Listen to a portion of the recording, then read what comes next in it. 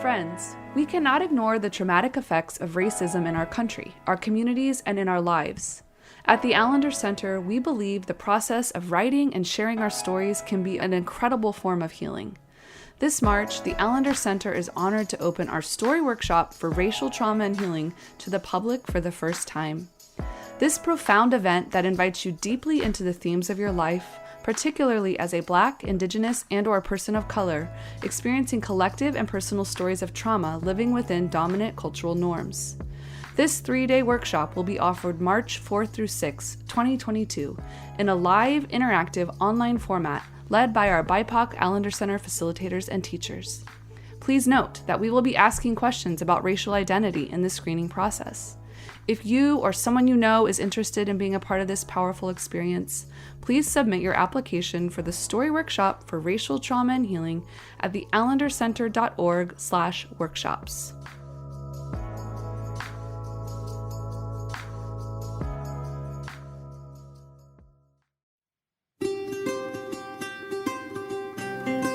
Thank you for listening to the Allender Center podcast. I'm Dr. Dan Allender. And I'm Rachel Clinton Chen. We're fiercely committed to providing hope and healing to a fragmented world. And restoration for the heart. Thank you for joining us. Let's get this conversation started.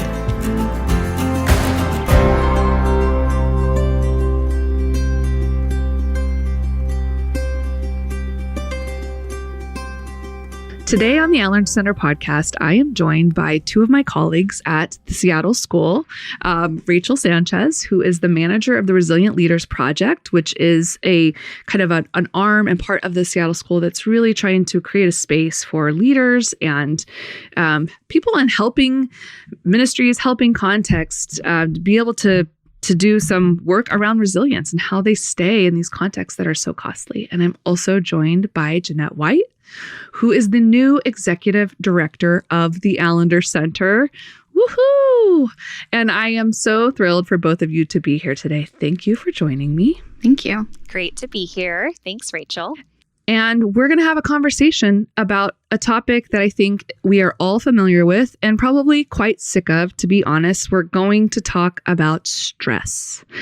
And I know stress is such a word that holds so many things. But if you've been listening to the Allender Center podcast for any season, you would know we talk about stress often as part of the, it's a very natural, normal part of being human. But as those of us who have experienced trauma or work in the realm of trauma, we know that stress is also part of the impact of trauma and the ways in which trauma wires our bodies to, and sometimes have our stress biochemicals just be kind of really out of control, or we have patterns or ways that we cope with stress triggers. Obviously, January in and of itself, in any kind of normal season, whatever that means, tends to be a stressful time of year in the wake of the holidays, getting back in the groove of things. Usually the projects that were maybe winding down, or kind of that sweet little window of the holidays where you get to slow down for a little bit.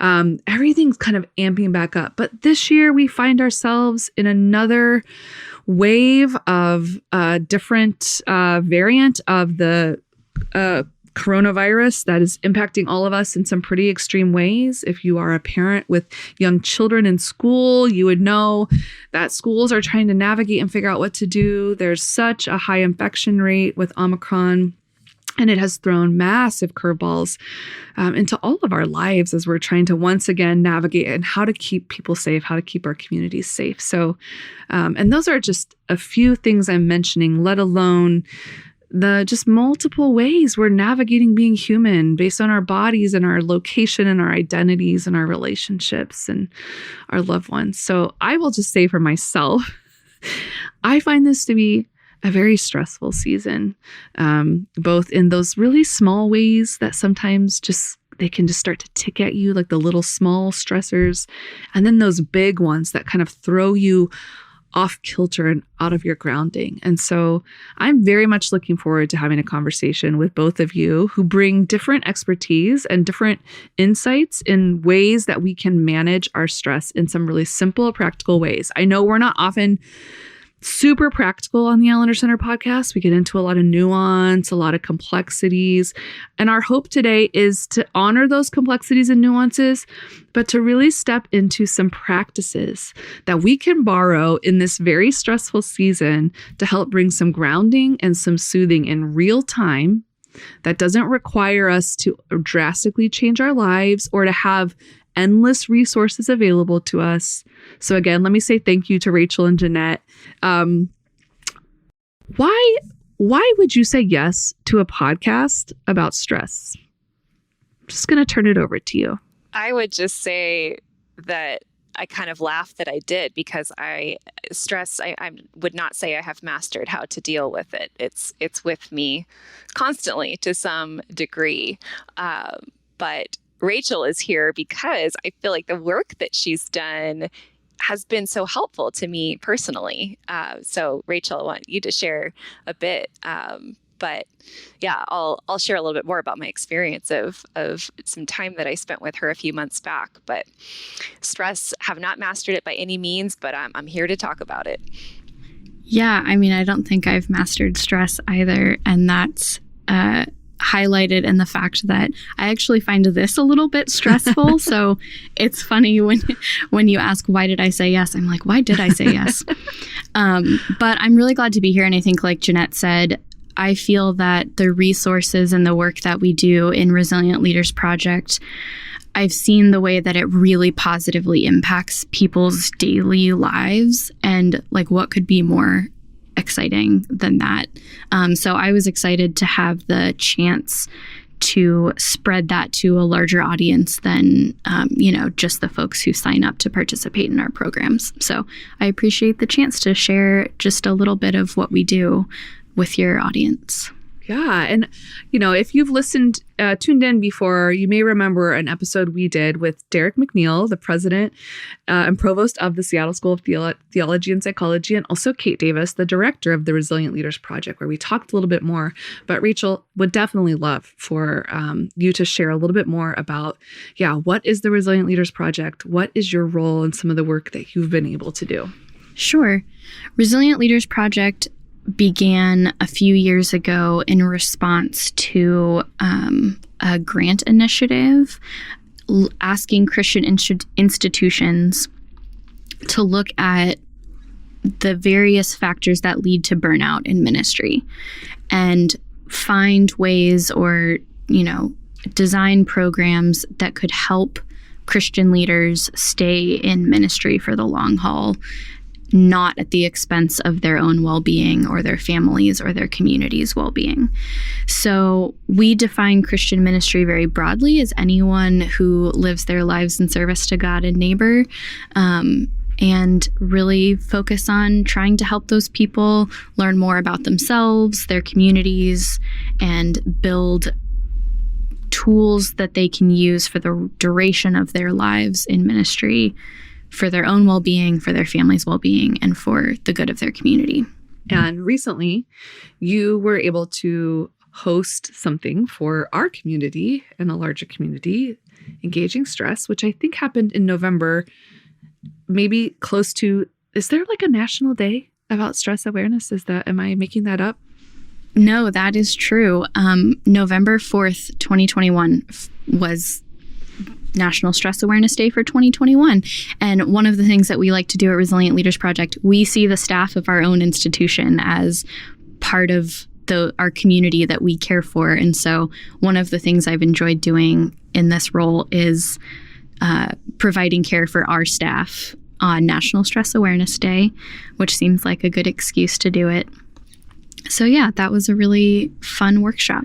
Which is kind of what led to some of the ideas for this conversation. So Jeanette and I had very different experiences and engagement with this invitation, which actually is so generous and so creative and actually felt very caring and loving that people within our own midst of the Seattle School, because, the Allender Center is a part of the Seattle School, would invite us to pause in the midst of the busy and good labor that we do to get some care and to think a little bit more. Now, Jeanette, when you saw this invitation, you graciously, at the time as the interim senior director of the Allender Center, sent it to our staff and our team and said, we think you guys should really make space for this and consider this. We know it's a busy season. This could be some good support for you. And I stubbornly, in the midst of a very busy week, was like, I don't have time to go to a workshop on how to care in the midst of stress. And I think I really missed out. So would love to hear kind of some of your experience. And then Rachel, would love to hear from you some of the tools that you would love to give to us. Yeah. Oh gosh. Yeah. I mean, the original workshop that Rachel hosted, the funny thing is I almost didn't go either. Because right before the 1 hour workshop started, I was telling myself I was too stressed and I couldn't make time to go. But I'd already kind of backed myself into this corner. I'd encouraged everyone on our administrative team to go. I knew deep down it would be good for me. So I figured I'd better show up. So I went, and there were some things that just really stood out to me that I've carried forward over the past few months, and I'm so grateful for them. And a little later, I'd love to share a bit more about what I've been doing since the workshop, because I think it's always good to have some tangible ideas that others have found helpful. They may or may not fit for everybody. I also have this kind of little 60-second stress relief technique I'd love to share with everyone as well. But for the moment, I'll just say that the global takeaway that I had after spending that hour with Rachel is that I realized two things. One, that I've always thought about stress relief or self-care as something that requires more of me in some way.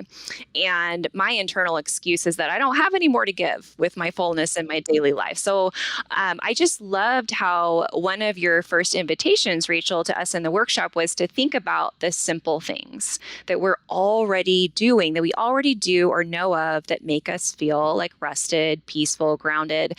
And that to combat stress, we didn't necessarily have to think about adding something new to our already full daily lives. And then the second thing that happened for me is that Rachel really gently disrupted my hang up of always allowing myself to get stuck on the issue of time. It's just so easy for me to say, I don't have the time for this, and skip it in so many realms in life. But Rachel, when you asked us to start kind of thinking about what we'd listed out and how long do these things, take for you to do? And you said this really simple phrase. You said, something is still worth doing, even if you only have 5 minutes. And for whatever reason, this was this aha moment for me, because I had to admit, I do have 5 minutes to spare. I can do something that brings an experience of rest to my body and mind, even if I only have those few minutes. And it really helped me to get out of the mental space that I, somehow needed to carve out a whole hour or have all things quiet and peaceful or be done with my workday before I could do something that would support de-stressing. And, as I said, I'll share a bit more about things I came up with for myself, but I just wanted to express my gratitude to you, Rachel, for creating this material. It's been revolutionary for me. Maybe it feels so simple for you, but it's just so practical and applicable to our daily lives. So I'm really glad I showed up and overrode myself and backed myself into that corner where I felt like I had to go. So before we jump into kind of how you came to create what you did, and some of the processes behind it, some of the data behind it, tell us what it is you offered our staff. Yeah, thank you. So I created what I like to call a self-care menu worksheet.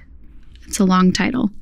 It is a 3-page document that will walk you through creating for yourself a self-care menu. And what that is it's really just a paper that you can look at. You can hang it in your bathroom, in your office, and you can look at it in a single glance and see what are the things that I can do for myself that I know provide care, grounding, peacefulness, whatever it might be, stress relief. that it serves as just an easy go-to when you find yourself needing a moment of care. So I'll give kind of a big picture overview, and I encourage you to look at the worksheet for more information, more detail.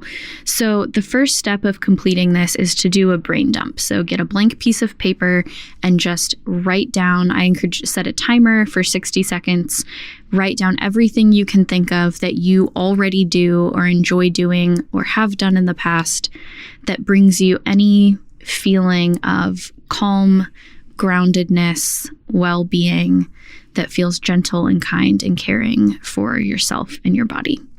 Brain dump all of those things. The second step the worksheet will take you through is organizing those into categories.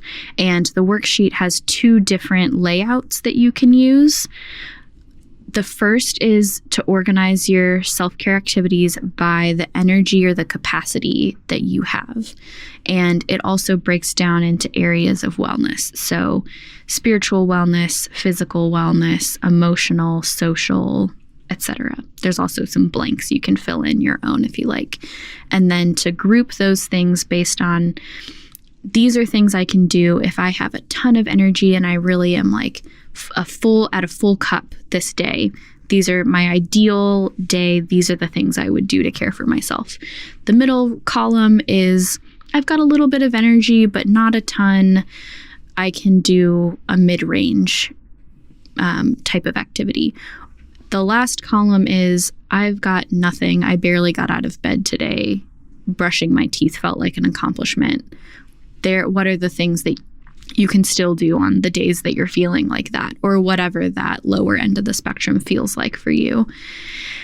The second layout is you can organize your activities by the amount of time that they take. So you can group them into 5 minutes or less, 10 to 15 minute range, a half hour-ish range, and then maybe an hour or more. And that's just to really remind us that even the days we feel like we have no time, you probably still have 5 minutes. And Jeanette talked a little bit about that. So once you've taken your brain dump list and you've grouped them into one of those categories, I would say to start, just pick one of those layouts and start with that. You can always come back to the other one later if you want to. And then at the last step you're going to do is you're going to look at what you have down. Are there any missing spaces? Are there any holes? Maybe you don't have any activities that you do that take you only 30 minutes. Or maybe you don't have any activities that you do on a low energy day to care for your body. So look at what those holes are and then get creative. Maybe it means talking with someone else to get ideas from their life, or maybe it means doing some research online to find other ideas to fill in those gaps so that you have something in every spot on that worksheet, so that no matter your energy, your capacity, your mood, or the amount of time that you have at least a few options of something that you can turn to. The last thing I would say practically is I would encourage you not to have more than 5 things in each category, because if you give yourself 20 options, then you add on the extra layer of making yourself make a hard decision, which can sometimes be stressful. Yes, it can be stressful. So if you struggle with decision fatigue or, anything like that, help your future self by limiting the options available so that it makes it easier to take a quick glance. Oh, maybe something immediately jumps out at you and you can go and do that thing without spending too much time. It's like a capsule wardrobe for self-care. Yeah. I really think of it as a tapas menu. I love tapas restaurants because you can order as much or as little food as you like, depending on how hungry you are. I think about this the same way. Like some days I might only have the time or the capacity for 2 minutes of self-care. I can still feel good about that because that was 2 minutes I wouldn't have had otherwise. Other days I might think, this was a really stressful day and I have the time and energy and I really am in need of a workout and a yoga and a bath and a walk. You can pick as many or as few of these activities as you like and really mix and match them to fit with whatever it is that you're needing to care for yourself that day. Okay, first of all, this just feels like a really kind, simple kind of containment to offer all of us and invite us to, do some of that. I love how you said work for your future self. How did you what inspired you to do this, to offer this kind of care? Yeah, I'd love to share a little bit about how I came up with the self-care menu, which was the workshop that we did. And there will be a link, I believe, in the show notes to the worksheet. So it will be available to you. I encourage you to spend a few minutes with it for yourself. This idea really came about because for me, I started in the last several years, I started noticing I was on this cycle of believing that consistency of habits was the key to happiness or the key to well-being. Was if I can be consistent with my healthy habits, then I'm set and I'm gonna be healthy, whatever that means. And then I think many of us struggle with an all or nothing approach to life where I have to do it perfectly or it's not worth doing at all. And so I would think, okay, I'm going to wake up every day and do yoga at 7 a.m. every single day. And then the one day that I slept in or my alarm clock didn't go off, I would count that as a failure and think, I'm done. I've already failed at this. Why continue? Which leads to shame and self-sabotage. And then, you stop doing the healthy thing at all. I do nothing. And then, a few weeks, months, days go by and I decide all over again that I need to be consistent with my healthy habits. And the cycle continues. And after, riding that pattern for a while and realizing that it just really wasn't working, this big up and down, I started to question my stronghold on consistency as the key to health and wellness. I realized that aiming for perfection and consistency was the thing that was sabotaging me doing anything at all towards my wellness. So the minute I was able to question that had to be the case, that it had to be perfect consistency 365 days a year, that really opened up a door for me to say, well, if I don't have to do everything every day, I can do something when I need it. So that is really a key thing about the self-care menu, is that it is not a to-do list. It is not meant to be a daily checklist on top of all of the other daily checklists you already have running through your head. And it is really not meant to be something that you look at and say, I have to complete all of these things on this list every single day, or else I have to feel bad that I didn't do it, or I have to shame myself for not having the energy, not having the time. So it's not a to-do list. It's not something to use to look at and shame yourself as a reminder of all of the things that you should be doing that you're not doing. We do that to ourselves enough. We don't need a list to help us with that.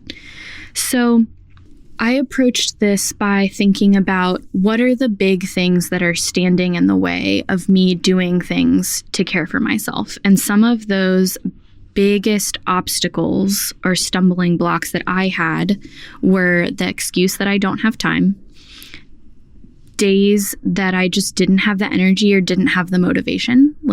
Just because we live in bodies, it's a fact of human existence that we don't have the same energy and motivation and capacity every single day.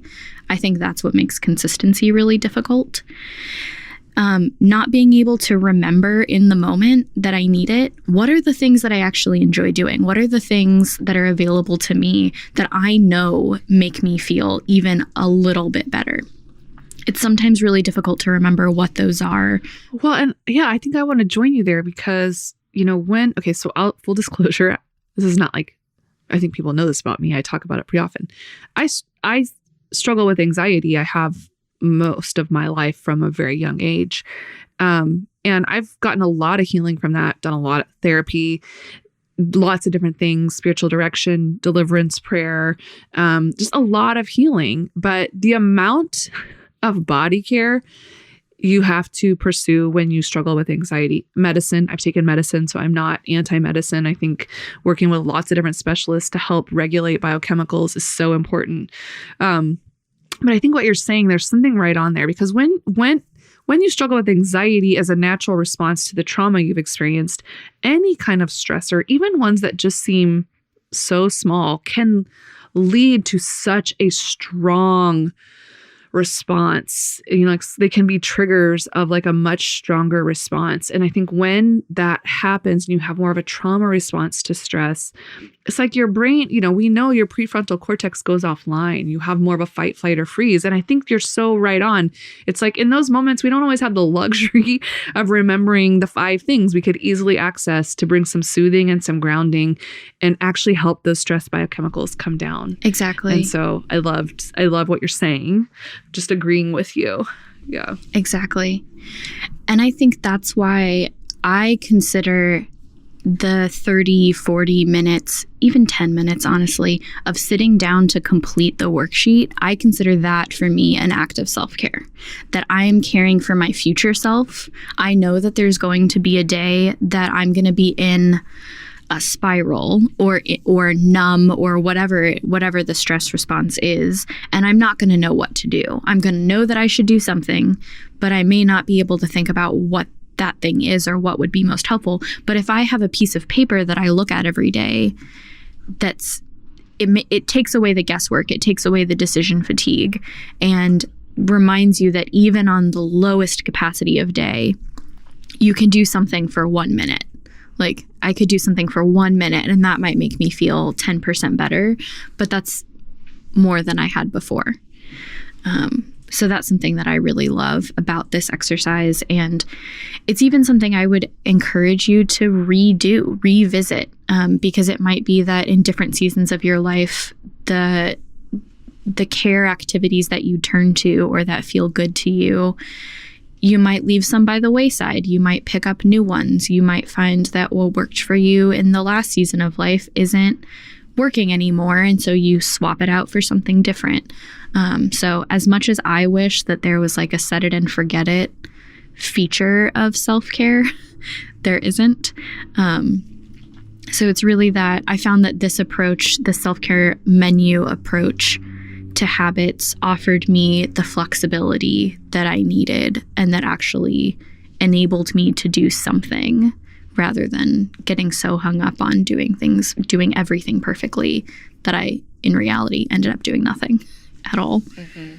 I resonate with that so much. And I think some of what you brought in that workshop was just such an acknowledgement that felt so kind to me, that just sort of like named me in a nutshell, all the reasons why I kind of have that like perfectionist procrastinator situation going on in my life where it's like, if you can't do it perfect, don't do it at all. And so you just kind of get stuck. And I'm very good at getting stuck. So you were just so invitational and kind in the way that you invited us to move into thinking about it differently.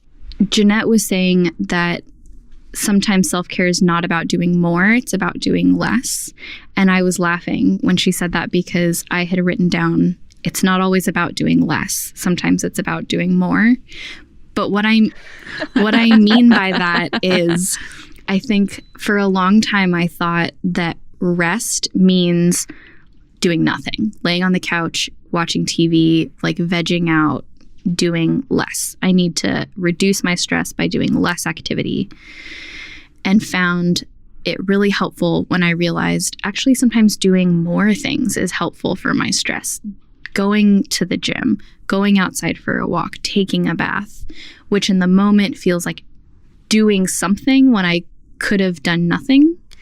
So those are moments I find it actually is about adding in things that bring me peace, that I delight in, that make me feel creative or more connected to my body or more connected to my community.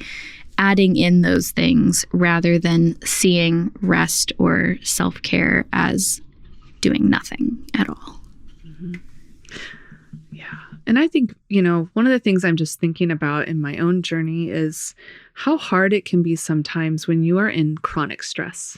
And by chronic stress, I mean when you are in complex trauma, when you are in a situation that it feels like, oh man, I hear you guys talking about this, and I would love to have, again, these kind of self-talk. I'd love to have the time. I'd love to have, and I think part of what's happening for us there is that we actually don't believe that even offering ourselves that little ounce of kindness, we know it won't be enough to eradicate the chronic stress or to dissolve the complex trauma, but it is a profound act of kindness that even in its smallness can actually go a long way.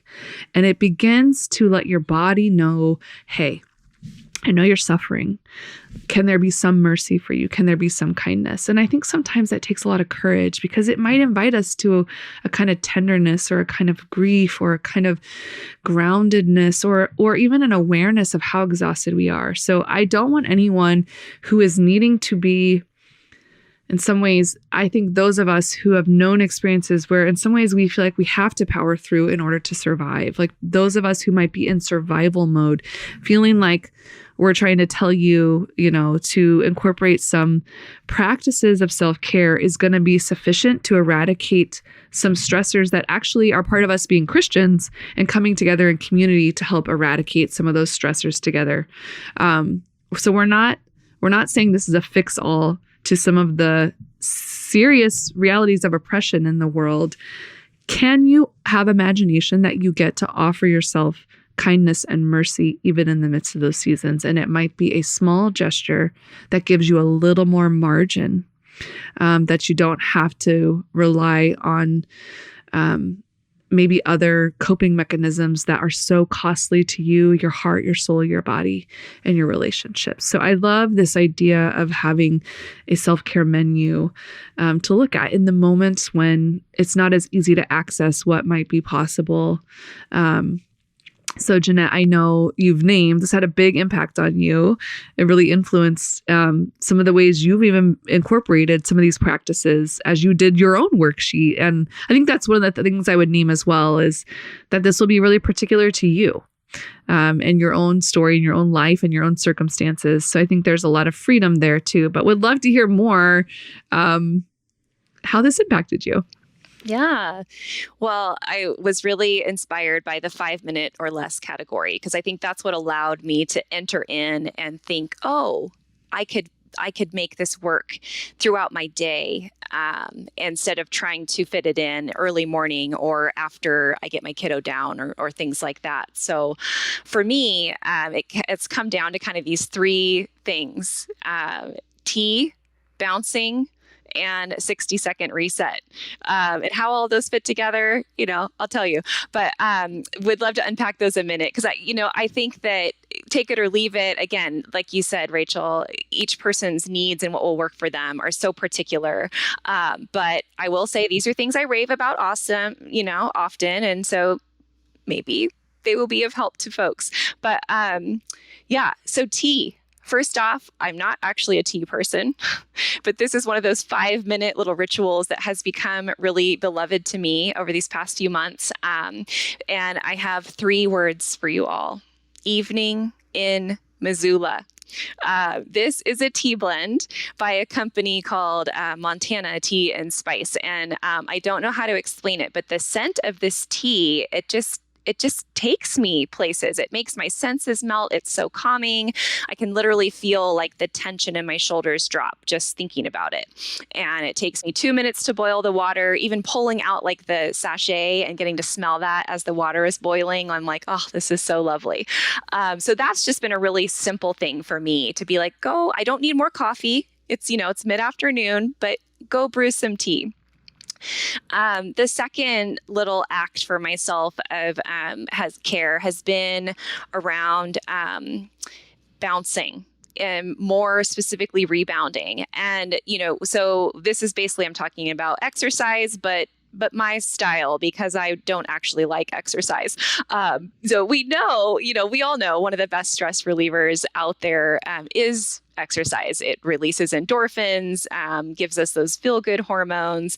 But like I said, I'm not a big exerciser. Like, get me on a hike or in a kayak and I'll be there all day. But like a weekly scheduled exercise habit's never been something I've been able to formulate for myself. But I discovered this thing a few years back. It's this super like high-tech rebounder called a Cellerciser, which is basically like a fancy mini trampoline. And I just stumbled across it when actually researching options for like optimizing health and disease prevention. And it's one of those things where you could, if you wanted, you could literally in like 10 minutes a day get this complete like cardiovascular and muscular workout. But I mainly bought it because I'd been reading about this thing called the Health Bounce, which is just like 2 minutes of really gentle bouncing. Your feet barely even leave the mat. And it's been shown to have these really positive effects on your immune system, which is huge right now for all of us. It like gets your white blood cell count up, all these things, great for circulation, a bunch of other positive effects on the body. So anyway, I bought it. And this was way before Rachel's workshop. And now here I am. I've had this rebounder literally sitting in my living room next to my couch forever. And I barely use it. But somehow I keep it there in case inspiration ever strikes, which for many of my internal procrastinator and exercise avoidance reasons, it never does. But then this time with Rachel at the workshop, something just reawakened for me and kind of finally cemented in my mind as this thing that I could do for myself, even if I only had 2 to 3 minutes between my work meetings on the days that I'm still working from home right now, when I'm waiting for the water to boil for dinner, whatever. So I've been keeping it in my mind as this viable thing that I can do for myself. And the motivation is finally there. So I'm now getting the benefit of it. And whenever I have a few minutes to spare, and I'm just feeling, honestly, I think the best thing about it for me is I'm feeling really good about taking care of myself in this small little micro way. And then the third thing that has become this wonderful habit that I've been doing 2 or 3 days a week since going through this self-care menu is it's a 60-second emotional reset technique. It was created by a psychologist who's been in the field for 20 years. He's recently brought together worlds of mental health, neuroscience, and aromatherapy. It's really intended to be a brief, nice, intentional time to pause and reset whenever you find yourself feeling out of sorts, overwhelmed, stuck. And this is essentially designed to flip a reset button in your mind and release some of the worries, the anxieties, the tensions that are there, and just be able to move forward in a better place with your day. So, I mentioned that this technique includes an aromatherapy aspect to it. So there's also a couple of essential oils that are recommended for this.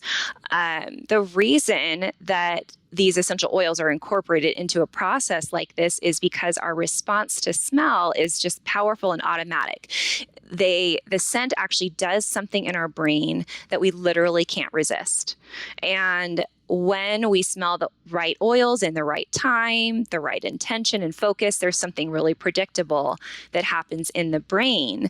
And that's just because our sense of smell goes directly to our amygdala. And as we know, that tells us whether, to either get into that alarm response of fight or flight or into a relaxation response.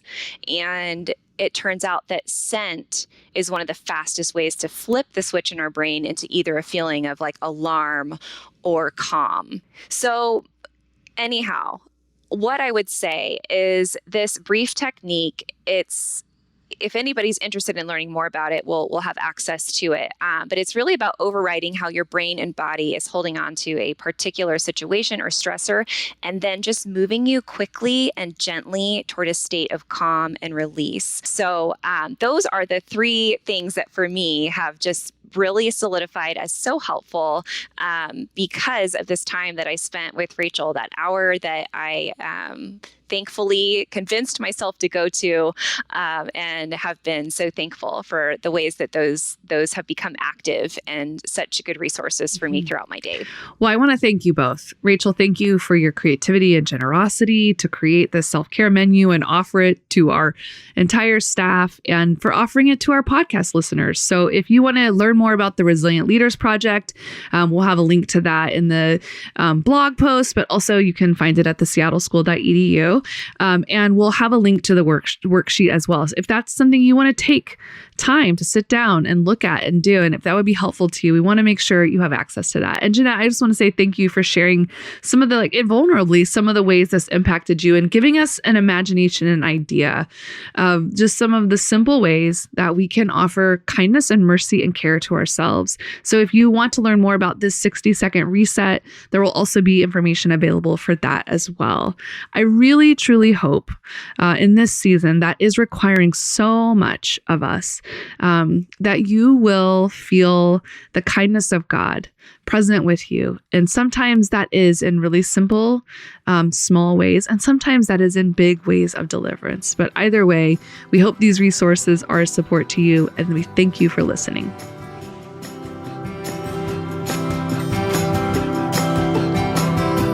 The Allender Center podcast is produced by the Seattle School of Theology and Psychology. If you'd like more information about the Allender Center, you can look at theallendercenter.org.